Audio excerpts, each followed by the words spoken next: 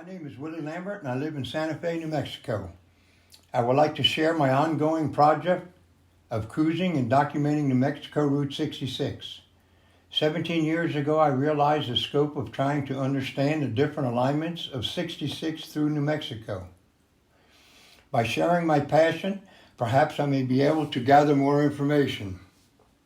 It didn't take long to find out that if I didn't do my map work at home, I'd be doing it on the side of the road. I saw the understanding of the different alignments through the state as a huge puzzle with many pieces having a story. The stories would change over time, but the exact location of each alignment will always remain the same. I purchased several books, took many notes, and started going to the common photographed icons of the road to build the border of the puzzle. I instantly enjoyed the research, search, find, and reward aspect of it all. The more I cruised, the more notes I took about pieces of the road to research. I decided to draw my own maps to help me better understand the alignments.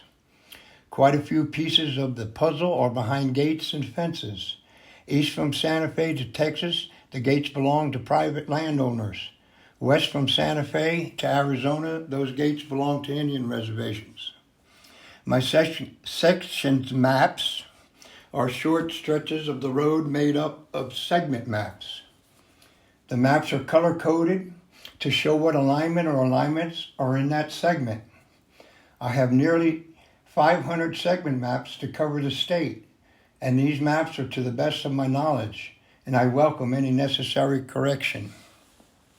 Taking an odometer reading across the state to 1/10 of a mile where needed, along with drawing the maps, was very helpful in understanding of the alignments.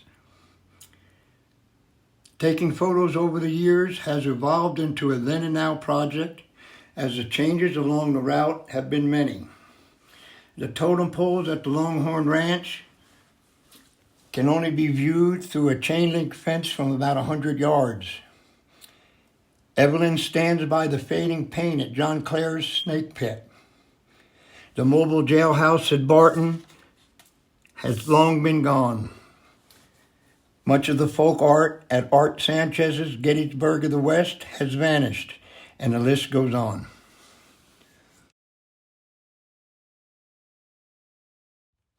I decided early to collect New Mexico Route 66 postcards, and now over 1,000. Many of the postcards have a stamp, postmark, and a message about the trials and tribulations of the road. I did Central Avenue in Albuquerque with motel postcards due to the fact that there's so many of them, and they too have gone through years of change, which many are now gone. Several of the remaining icons have gone to weekly and monthly rates behind gates and signs. My collection of San Miguel Mission postcards contains over 75 different cards.